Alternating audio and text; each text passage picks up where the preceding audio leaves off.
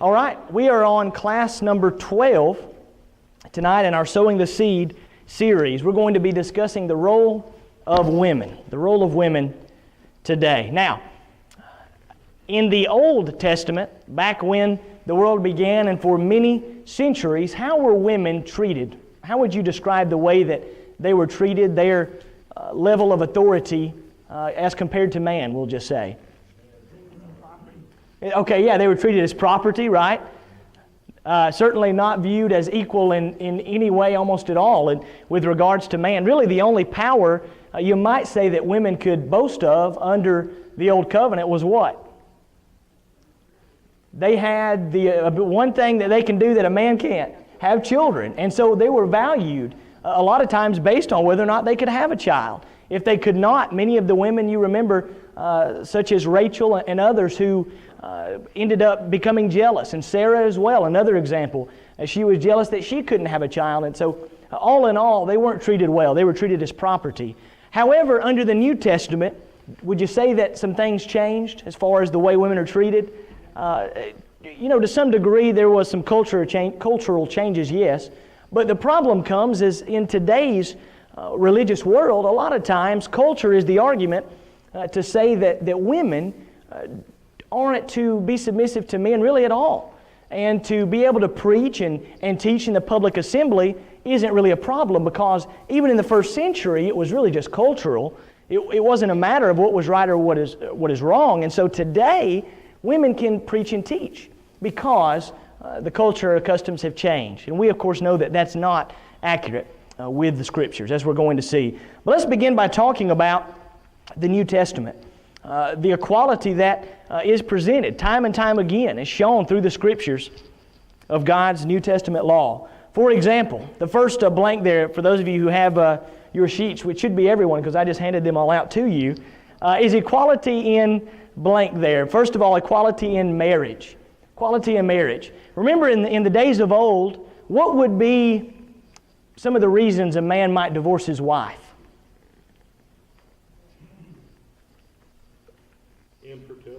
Yeah, infertility, right? Infertility, right? She can't, so I'm just gonna divorce her for that. Maybe even more obscure than that. I mean, what reason could they not divorce her for? For any cause. Yeah, for anything, right? It seemed like somebody the other day said something about burning the bacon. Was that Larry? She burnt the bacon, so I'm going to get rid of her, right?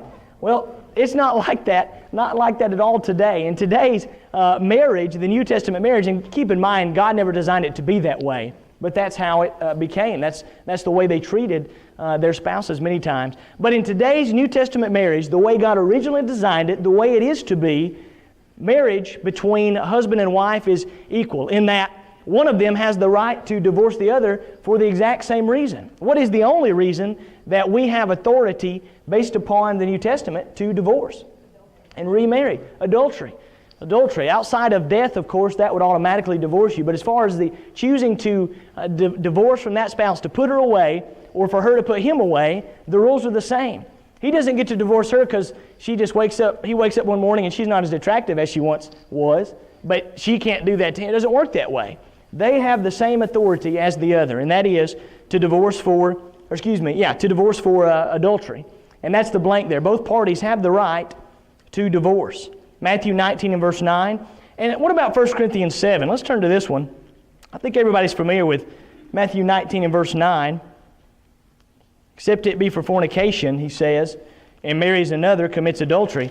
1 Corinthians 7, and we won't get into whether this is divorce or separation and all that tonight. We'll do that another time. But regardless of how you want to look at it, somebody read 1 Corinthians 7 and verse 11.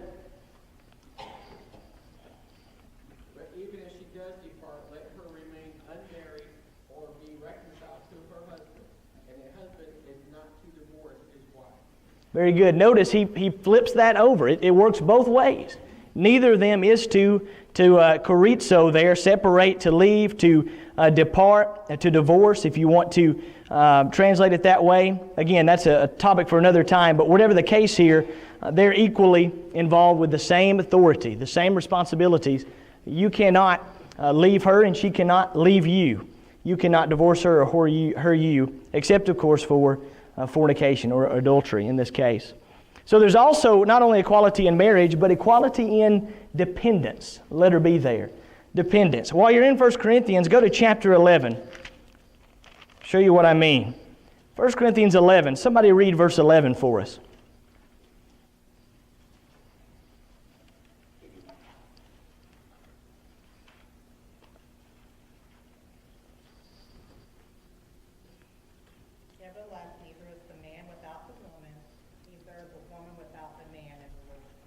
Very good.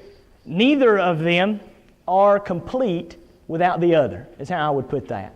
Both of them are complete in having the other.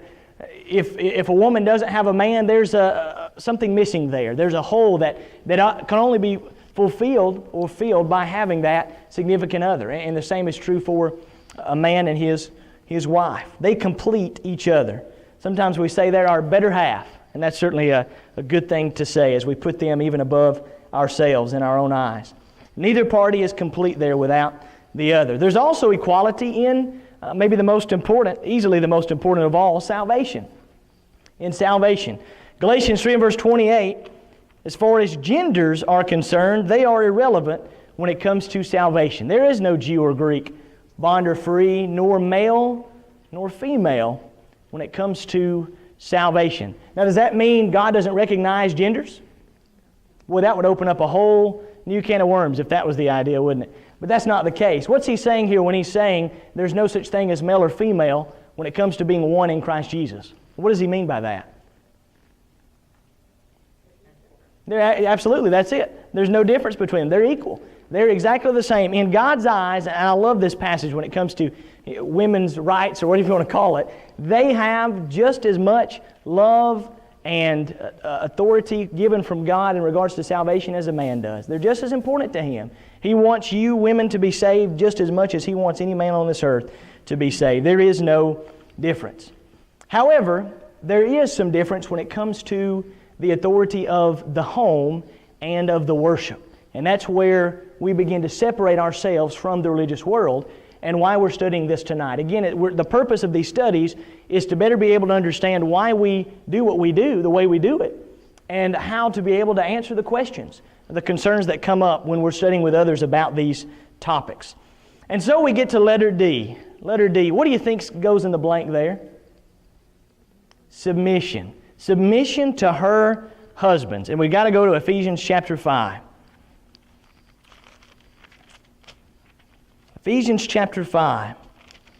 Here's where the gender plays a role, plays a part in the marriage relationship.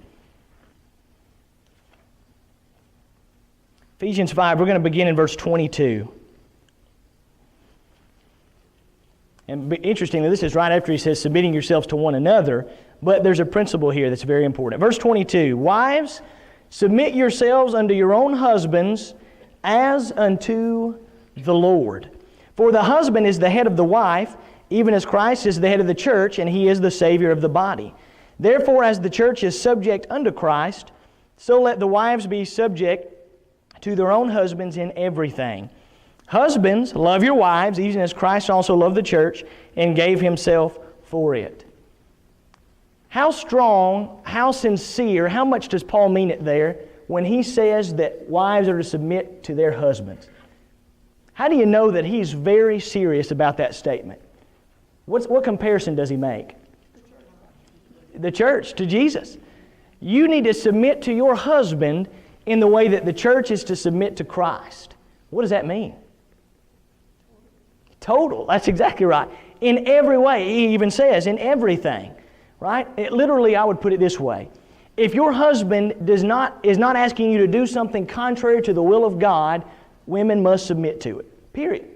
Even if your husband is not a child of God. 1 Peter 3, you still must submit to him. You married him, you put yourself in those vows, and you said, I'm going to submit to you. And again, unless he's asking you to do something unbiblical, you must submit to him. And in context of 1 Peter 3, You're hoping by your good behavior and your respect and reverence to your husband to convert him, ultimately to bring him to the truth.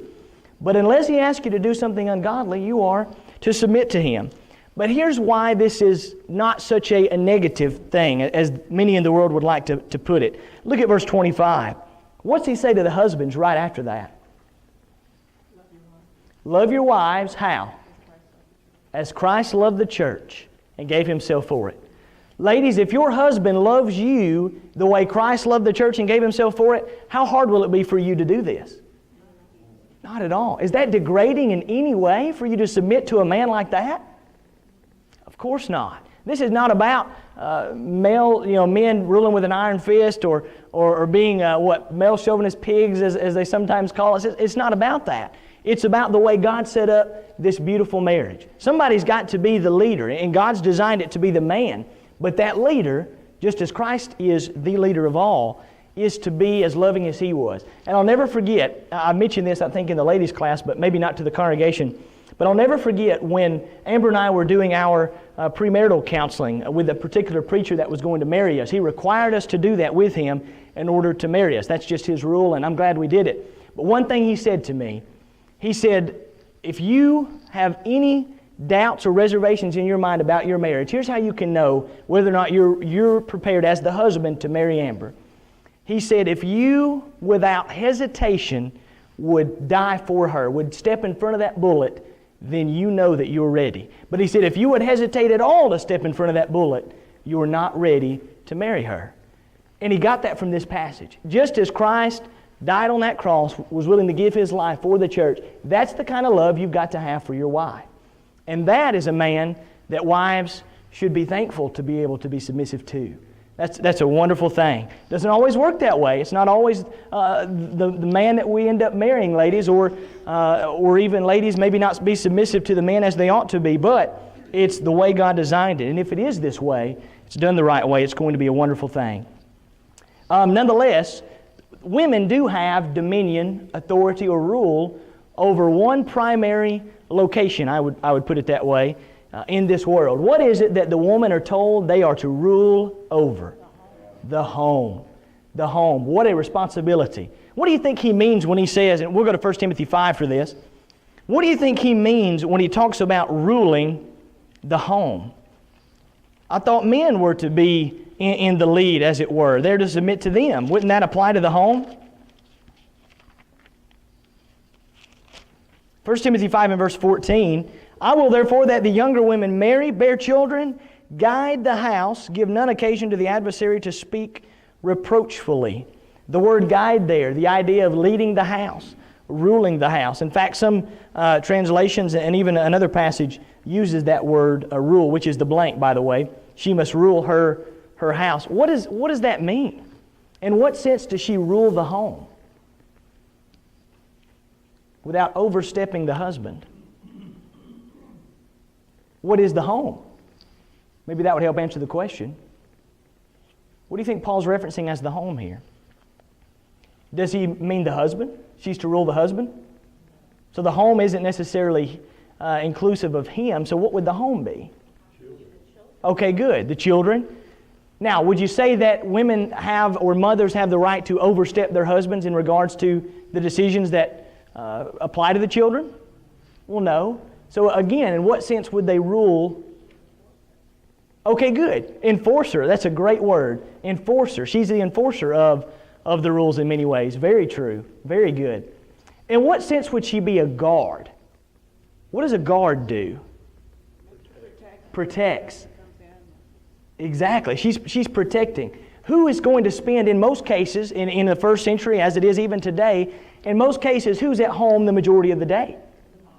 The mom is, right? Normally the male is probably out working. He may work at home, but in most cases he's probably out working somewhere, and mom may be at home with the children. In an ideal situation, that's how it's going to be.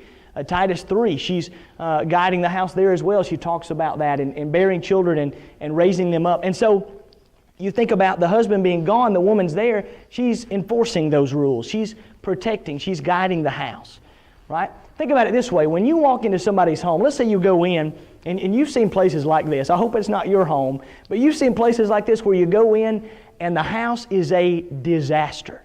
I mean, you know that this is not a hospitable home because nobody would ever invite somebody to come over to this place, right? I've seen a house before, I won't mention names, and it wasn't here. But I'm telling you what, you couldn't even walk into one of the rooms. And not to mention the living room, the laundry was everywhere. I'm not exaggerating. There was food all in the sink and on the counters. And right, who does that reflect on, mom or dad? Mom. Right now, if you show up and the yard's not looking good, who does that reflect on? Right, mom. Nice. At my house, it's the mom or it's Amber because, anyway, that's a whole other story. But that's a joke. But the elders understand what I'm getting at there. But anyways, it reflects on it's traditionally that's just the way it is. And so the woman takes care of the home. And so she rules the home in that way. And also, of course, in enforcing the rules with the children. And of course, when it comes to making the decisions for the home, it's not that the wife doesn't have any input or say. They're going to talk about that together. But on Judgment Day, who's going to be responsible for the final decisions that were made? The man is. The man is. And that's what we need to remember. Yes, sir. Back under the submission thing, I don't know where I heard it, but I really like it. Most of us in this auditorium have worked for somebody else. We, had a superior. Yes. That's the same thing as submitting ourselves to that superior, and we don't have a problem with that. Sometimes the superior is a good one, sometimes they're not. That's a very good point. Good illustration. Nobody thinks that's degrading or would try to bring laws in to break that or say that they're, that's just the way it's set up, and it functions well that way. I mean, we can't just have a bunch of chiefs, right? As they sometimes say, we need Indians as well. Yes, ma'am. Well, I'd like to know that my husband used to say that mom's second in command now. There you go. Second in command. That's good. There's a lot of truth to that. There's a lot of truth to that. And they're a team, right? They're one flesh. Yes, sir. I don't know what I was doing, but I missed Oh, yes. submit to him as she would. Yes, she would submit to him as she would who? Christ, Jesus, yes. Yes, definitely. Y'all catch me because I don't always make sure to mention the blank. I'm just going through the notes here and just assuming you're picking up. And again, as I told you before, you can always, if for some reason you find out later that you did miss one, and don't feel bad to stop me in the middle of class. That's fine. But if you don't, and you realize later you didn't have one, these are online as well. You can go in and click on the Sowing the Seed series, thanks to Glenn, and those are there, so you can look through that and get all these blanks. And hopefully, I'll keep that updated, and this one will be on there soon. But you've got all the way through class 11 so far. Yes, ma'am. You want to know, just check on how you're doing with your children. Eavesdrop. Yeah, sneak up on them. There are conversations in the orphanage. We had quite a few children, and it was just tickle me to death to sometimes I'd have to run to get my husband to come listen, and then he's talking to the new kid on the block, you need to think you're going to go and ask mom something, and think, well, if she won't let you do it, I'll go ask dad, It don't work that way. It's the same thing. They don't even see each other. There you go. They know how it works. There's a lot of truth to that. Absolutely. You'd have a lot of strength that way, with the children. Yeah, absolutely. Absolutely.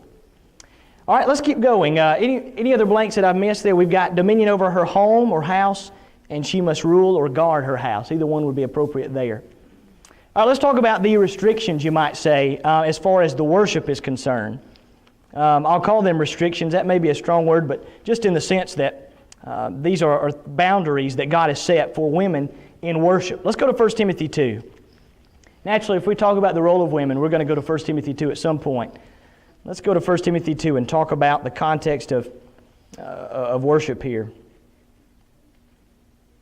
1 Timothy 2, he's just referenced in verse 8 about men praying and lifting up holy hands. And then in verses 9 and 10, he references the dress, immodesty, drawing too much attention to oneself. And in the context, of course, talking about overdoing it, wearing gold and costly apparel and drawing undue attention to the fact that you have a lot of money, that sort of thing. But then we get into verse 11. Verse 11. Somebody read for us 11 through 14. 11 through 14, and we'll make some observations. Let the woman learn in silence with all subjection, but But I suffer not a woman to teach, nor to usurp authority over the man, but to be in silence. For Adam was first formed, then Eve. And Adam was not deceived, but the woman being deceived was in the transgression. Very good. All right, the first blank here on your sheet, she cannot usurp what? Authority. She cannot usurp authority over the man. What does usurp mean? Y'all use that word every day? I normally don't. What does usurp mean? Even just in the context, without knowing the technical definition, you can, using it in a sentence, you can kind of get an idea. What do you think he's referencing by the word usurp there? Take by force. Okay, take by force. That's a good definition for that. Maybe even a technical definition for it. Really. Take by force. Any other ways that you might put that word? Okay, having dominion over. Kind of the same idea, isn't it? This woman puts herself, makes the decision to overthrow, to have dominion over, to take by force, and have that situation where, now we're talking about bringing in an army or something, but taking by force in the sense of standing up and overstepping her bounds. Don't usurp, don't go over the authority, and in particular over the man, but to be in silence. Now that's a key word. It's going to come up again in 1 Corinthians. But the word silence there, what do you think he's getting at? Does that mean she can't speak at all in the congregation? In what sense does she need to be in silence? Yeah, just when it comes to authority. That's right. She is to be silent when it comes to usurping that authority. So now, even in this context, if a man is not present, is she usurping authority? No. Now let me ask you this, and not to open up a can of worms, but I just want your thoughts on this. What is a man? A male? Oh, the head. Okay, the head. What is the head? What I'm getting at is, who would be classified a man?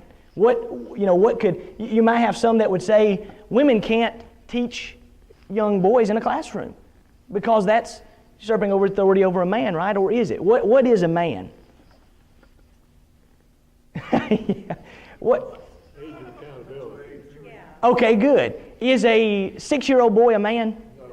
I don't think so either. I don't see how we could say that a 6-year-old boy is a man. What do you think Paul means here? You're not going to have a woman needing to take force over a 6-year-old boy, as it were, to lead the worship, right? Women are to teach the younger women, to teach the children. Certainly that there's no issue there. So what would that man be? Somebody who's of the age of accountability? Would that male need to be a Christian? Okay. Could a woman lead a prayer, let's say, if there was a man there who wasn't a child of God? Okay, good. I think we're on the same page there. Again, not trying to open up or start a big can here, but I think that's important to make sure we understand. Now, the Bible, Paul doesn't always have to go into great detail to explain things. He wants us to use our brains, if you will, and put these things together. And so obviously we're talking about a Christian man, someone who is capable of doing that. Again, in order to usurp authority over him, he's got to be that man who is capable and able to do that. Otherwise, she's not usurping that authority. Yes, sir? What if the man who's in authority gives her the task of doing? Great question. Great question. Somebody said no. How do we know that that's not okay? Why wouldn't that be acceptable? He was never given permission to give. Okay, good. Where does he get the authority to give that authority, right? In fact, that leads us to, and I love that you asked that question, that leads us to the next two verses. This is, I think, if we could instill in the world today that this is the reason why women are to not preach and teach in the public setting, we could really straighten out some major discrepancies and misunderstandings. Because again, they always want to go, many want to go to this cultural argument, what's customary and traditions, but it's not about that. But according to verse 13 and 14 that was just read for us, the first reason in verse 13 is what? Why is it that women cannot usurp authority over the man? Okay, in the first place, Adam was formed first, then Eve, right? In what sense does Adam being made first give him authority over her?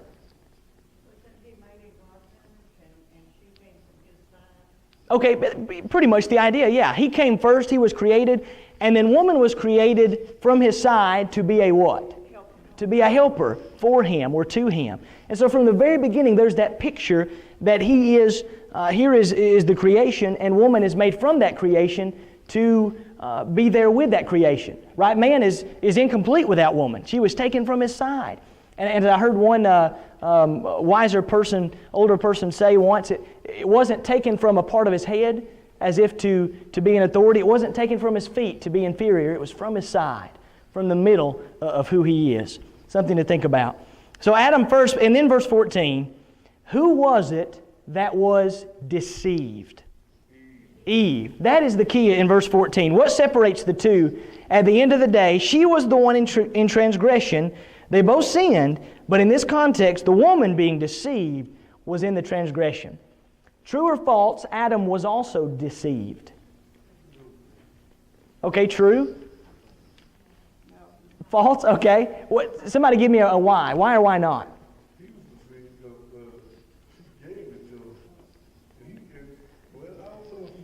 Okay, you're starting to, you're thinking about it. Yeah, you're exactly right. Yes. Okay, good. That's good though. You're exactly right. And what you're saying is right on in that he sinned too. That's what we're thinking. He sinned too, but was he deceived? He wasn't deceived. That's the difference here. The woman usually prepares the food. Nice. There you go. Even from back then, right? No, I could joke about that too, but I won't. Anyway, so he was not deceived as she was, and so for that reason as well, God designed it in this way. The man is the one to have the authority and worship. So look at our blanks here. She cannot usurp authority. Adam was formed first, then Eve, and the woman was in the transgression because she was deceived. Very good. Any other thoughts on 1 Timothy 2? Okay, let's go to the sister passage, 1 Corinthians 14.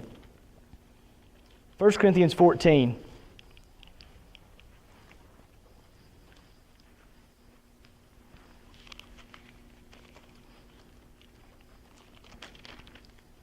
Someone that doesn't mind, read verses 34 and 35. And then we'll talk about the context. 1 Corinthians 14, 34 and 35 when you get there.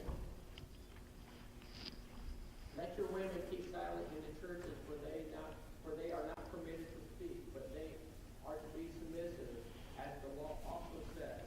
And if they want to learn something, let them ask their own husbands at home, for it is shameful for women to speak in church. Very good. This duet of passages, these two verses, has caused a lot of problems, even in the Lord's body, as to understanding what He means here. Because the word, you hear a lot of brethren talk about the Greek word here for silence, and the word meaning complete and utter silence, no speaking at all. And again, like many Greek words, it can have different meanings based on the context. And so, really, the idea here is that she is to be in complete silence under these circumstances. That's the word. What we need to know is what are the circumstances in which she needs to keep silent. How can we know for a fact that Paul is not saying that she cannot open her mouth through the entire worship service? Kevin? Exactly. Larry said it too. We're commanded to sing. Right? True or false, singing is speaking. True. That's Bible, isn't it? What is it? Ephesians 5:19, Colossians 3:16. Ephesians 5:19 says you're speaking to yourselves. You're speaking to one another. So if you can't speak at all or make any sound out of your mouth, if that's what the Greek word means, then Paul's saying you can't. We know that's not the case. He's not saying not to sing. Now, in the context, as we begin to think about what's going on here in the church, what has he just got done basically discussing, or is he concluding a conversation about? What is chapter 14 a discussion about? Anyone remember? Good. Miracles, right? Speaking in tongues and prophesying in particular. And throughout this chapter, he's explaining that which one is the better of the two. Speaking in tongues or prophesying. Overall, prophesying is the better way to go, because if you're speaking in an unknown tongue and you don't have an interpreter, there's no edification. The church is not growing from that. You're just wasting your time. And so he says we prefer prophecy in that sense, unless there's an interpreter, in which case that's fine. And so in that context, he begins to talk about women here. Women are to keep silent in the congregation. But notice verse, and I'm going to come back to that context in a moment, but also notice at the end of verse 34, they are commanded to be under what? Obedience. Obedience. What does that remind you of that we just talked about? Submission. Subjection, right? I would couple this exactly with what's going on in 1 Timothy 2. He says they are to be under obedience, which, by the way, is the blank here. 1 Corinthians 11:3 references this as well. But also, it's further seen in the fact that he says, also, as also saith the what? The end of verse 34. The very end of verse 34. As also saith the law. And so if you're wondering, well, it's a reference to something of old. You've got Genesis 3 and verse 16 that says, the woman, her desire shall be to thy what? And he shall rule over thee. Thy husband, exactly. Thy husband. And so again, we're talking about submitting, not usurping authority. It's the same idea as 1 Timothy 2. For those who want to argue, just as a side note, for those who want to argue that speaking that word means you can't talk at all, look at verse 28. Verse 20, I'm sorry, 1 Corinthians 14. Not Genesis 3, I'm sorry. 1 Corinthians 14, look at verse 28. This word is actually used 2 times prior, the exact same word, prior to verse 34. Verse 28, but if there is no interpreter, let him keep silence in the church, and let him speak to himself and to God. Notice he says you are not to speak at all under a condition, that if. What is the condition in verse 28? If there's no interpreter, don't speak in a tongue, don't do it. If there's no interpreter, don't say anything. Is he telling him that he can't have any part in the entire worship service? No. That's not complete silence in all. That's under this situation or circumstance. This condition. Look at verse 30. If anything be revealed to another, this is about prophecy, that sitteth by, let the first, here's the Greek word again, here it's translated, hold his peace. It's the same word, silent, don't speak. What he's saying here is if you have a revelation, but somebody else gets one after you, a more current revelation, the prior person, the first, doesn't need to speak. Listen to the most recent revelation is the idea. Again, there's a condition. Don't speak at all if this other revelation is revealed to one that's sitting nearby. And so with that in mind, the same word is used in verse 34. Let your women keep silent in the churches. What is the condition? In verse 34 and 35, that being said. What is the circumstance in which he's saying, in this case, don't speak at all?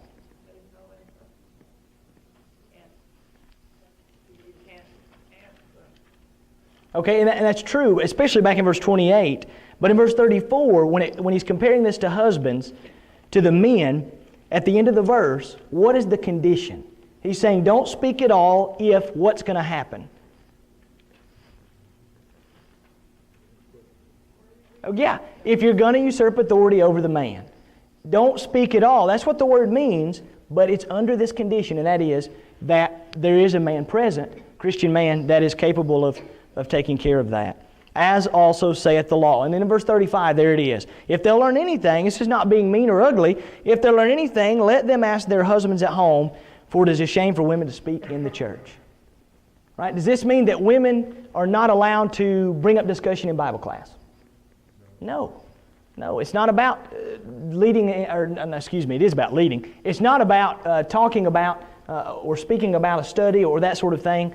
The difference is when you usurp authority over the man. And we could get into a lot of sticky things there and a lot of what ifs, but any other thoughts on that before we go to the last thought here, the arguments? Yes, ma'am. Miss Jeannie?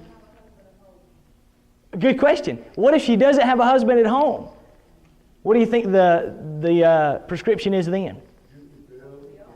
Okay, good. Ask a brother. Ask one of the elders. Good. Ask a Christian man who is there. In this context, he's talking to these women who did have husbands, but it's a great question. How does this apply to those who don't? And I think you're exactly right. Go and talk to other Christian men that you respect and know will give you the proper response. Let's put these last bit of arguments up here. By the way, everybody get those blanks? Did I go over those? The last one there. This is further seen in the reference to the law, as also saith the law. And the law says she is to, her desire and respect is to be to her husband. So the blanks there, let her be on, should be silent, speak, obedience, and law. Silent, speak, obedience, and law. All right, very quickly, and these are brief anyways, the arguments here. First of all, women prophesied. Acts 21 and verse 9. Let's turn to this one. Most of these others I'll just reference, but let's turn to this one, only because it's not as familiar as the others that we're going to put up here. Acts 21 and verse 9.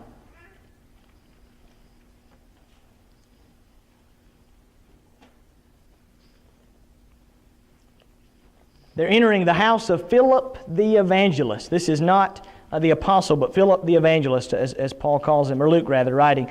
Verse 9, the same man, he says, had 4 daughters, virgins, which did prophesy. And so, again, this is an argument that comes up. They say, well, wait a second. These virgins prophesied. If they prophesied, they must have done it in public worship, right, and taught. How would we respond to that? Is that true? Does this imply they... What's that? It doesn't say that. Doesn't say that, does it? What is the word prophesy in its very simplest form? What is prophecy defined as? What does it mean? It just means to teach.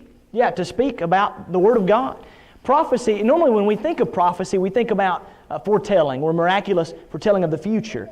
But the word prophecy just means to teach in its basic form. It can be to teach the future, but it doesn't have to be. True or false, women do have the authority to teach. To prophesy in that sense, absolutely. In fact, women are commanded to, right? Titus chapter 3. They're commanded to teach. Who are they commanded to teach? The younger women, for example. Older women commanded to teach the younger women. They are to teach the children in their home. They're to lead by example. But this doesn't imply that these 4 virgins were standing up in the worship service on the Lord's Day and preaching the gospel. They're simply teaching, as many did. Women are to teach, the blank there. But this doesn't denote public preaching. What did I say? Did I say Titus 3? Titus 2. Titus 3 is role of elders, isn't it? Or do I have that backwards? Titus 2, I believe Titus 2 is the correct reference. Titus 3 is, or Titus 1 is the elders. Romans 16 and verse 1, Phoebe, Titus 1 is the elders. Titus 2 is the women. Titus 3 is something totally different. Anyways, Phoebe was a deacon. We referenced this one before, but this is another argument. Phoebe was a deacon, but we've talked about this. Deacon, the word simply should be translated what? A servant. A servant. And again, we've already talked about that, so we'll leave it at that. But again, remember that. This comes up in several different studies that you might have. She is a servant. That's all that means. It doesn't mean she served as that formal deacon as we have begun to use that word. What about this one? Junia, Romans 16 and verse 7, is called an apostle. Junia the apostle. We didn't reference this passage, but we did kind of talk about the word. What does, again, apostle mean? Barnabas is called an apostle. We did talk about that. What does apostle mean? Sorry? Okay, somewhat. One who is sent. And in a sense, the follower would be true, but more technically, one who is sent or a messenger. Either one there. One who is sent or a messenger should be the translation. Furthermore, the word actually in the original language doesn't denote the gender. They translate it Junia, but more than likely most of these commentaries and scholars would say it should be Junius. It should actually be the masculine. This was probably a male that he's talking about. But regardless, it just means even this Junius was not an apostle, just as Barnabas wasn't. He was one who was sent. And so the name there, the blank, does not reveal the gender and likely refer to a male for what it's worth. Last one that I commonly have heard, and maybe you as well. Euodia and Syntyche were fellow workers of Paul, Philippians 4, 2, and 3. And the argument goes, well, they were fellow workers of Paul, and so they must have taught and preached as Paul did. Our time is up. What is that? What would you say to that? They are... Just because they're working with Paul doesn't mean they're preaching publicly as Paul is. Many ladies, of course, were studying with others and teaching them the truth. You could think of Priscilla and Aquila as they studied together. But the last note here, we are God's fellow workers, 1 Corinthians 3 and verse 9. But that doesn't mean we do what God does. That doesn't mean that we are deity, the blank there. Just because we're fellow workers with someone doesn't mean our roles are the same, that we possess the same qualities or actions. Certainly we're not God. We don't do what God does, but we are workers with Him in that we share in the labor and do our part of what we can. Our time is up. Thank you so much for your good attention tonight. If you have other questions or thoughts, be sure to let me know afterwards, and I'll look forward to that.